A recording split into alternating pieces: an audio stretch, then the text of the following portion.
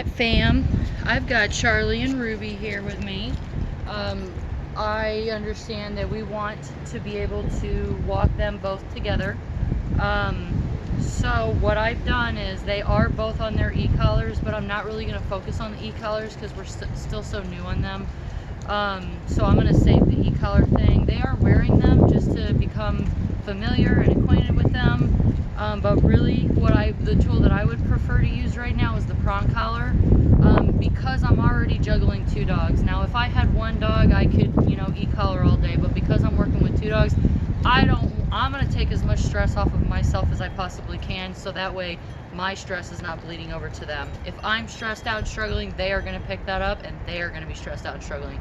So to make this as easy as I can, I'm limiting my tools, but I'm also choosing an effective tool, something that is going to get the most compliance as quickly as possible, so that way, again, this can be as easy as possible for all of us. So I have them both on a prong collar. I didn't have two of the same sizes, so I have a baby prong, which is smaller, the small per se, and then there's a medium size, so I've got Ruby on the medium, and then Charlie's on the baby prong. Again, they're wearing the e-collars. They are on, charged, ready to go, but I'm not going to be using those transmitters. We're going to use boxes and lines in order to establish communication of what heel actually means. Whenever we learn English or a new language, we have to go to class. We have to learn what those words mean and what those interpretations of those words are. So we have techniques and strategies in order to develop that communication strategy. Here, boxes and lines. Your box is going to be a 90-degree turn. It could be left or right.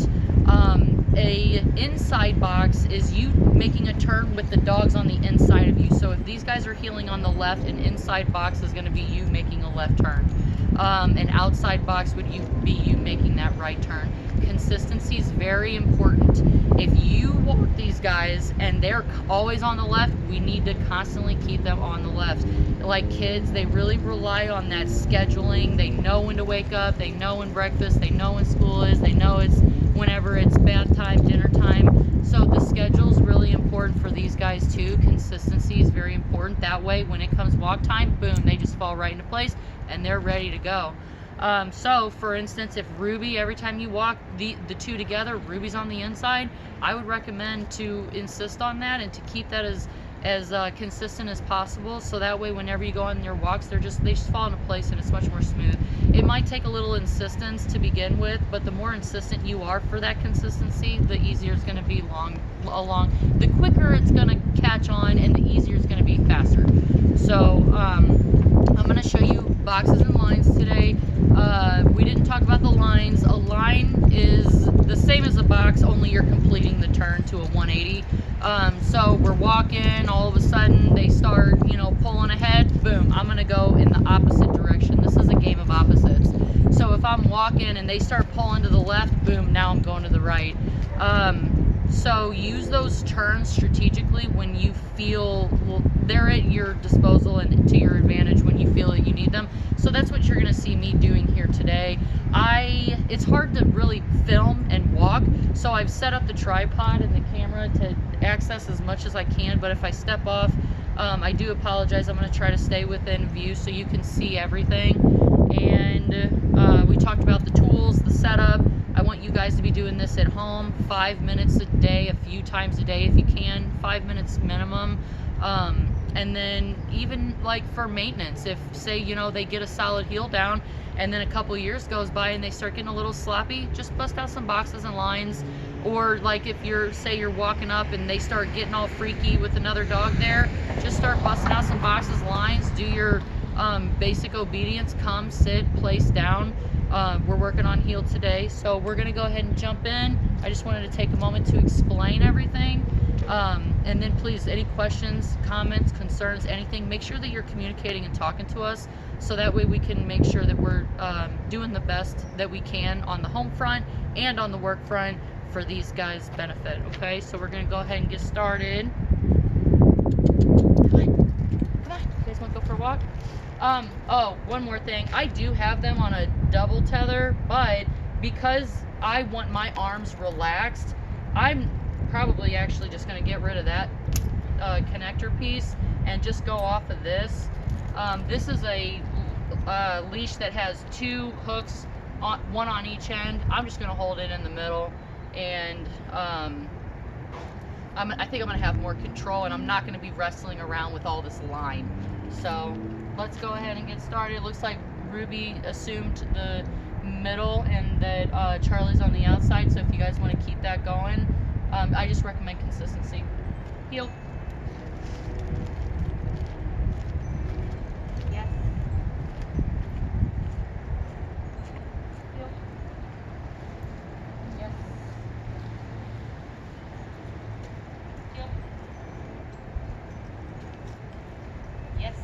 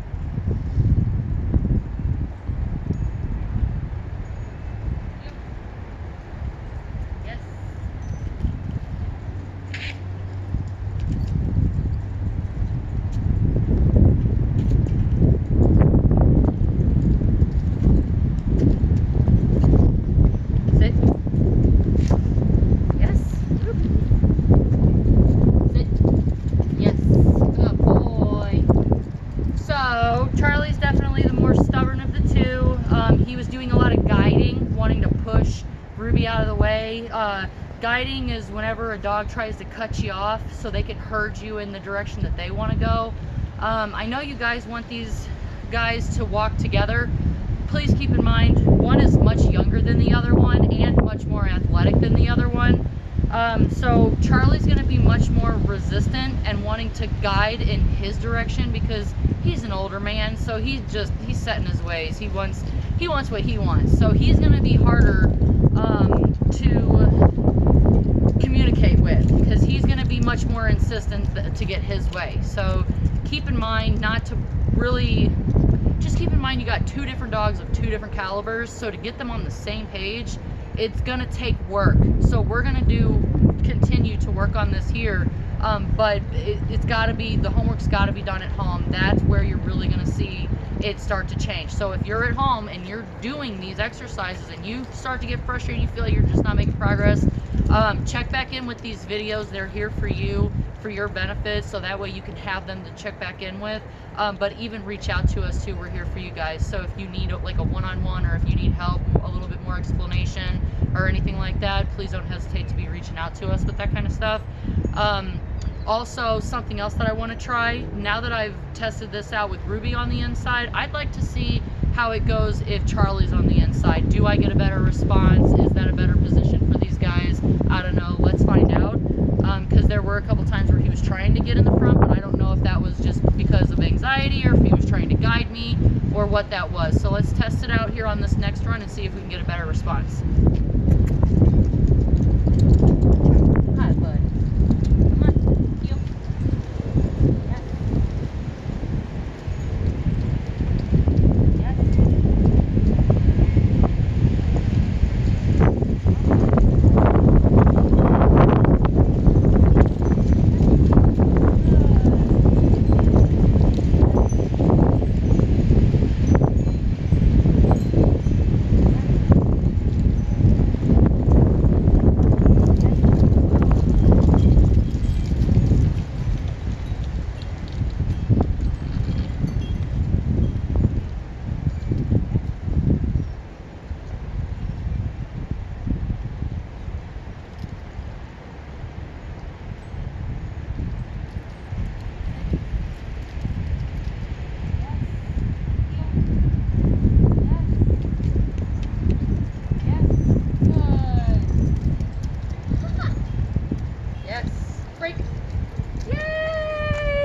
How funny is that? Charlie definitely prefers being closer to the human. He liked it so much that whenever we stopped at the heel, he even offered me a sit. I didn't have to assist the sit, so haha. Trying these things out is always part of the process. Not everything works for every dog, so let's try things, see what works for them. Try this at home. I want to see you guys doing these practices and exercises. Any questions that you might have, 5 minutes a day, a few times throughout the day if you can, once in the morning. Even if your walks need to just be these few drills outside the house for a few days or a week or whatever, don't just do a couple drills and then think, okay, I'm gonna go for a walk and have a perfect heel. That is not how it works. We have to work our way up and out to that.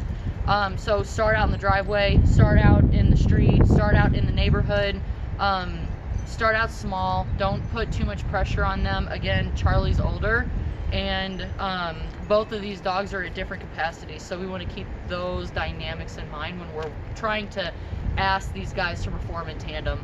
Okay? All right, that's it for us. Good job, guys.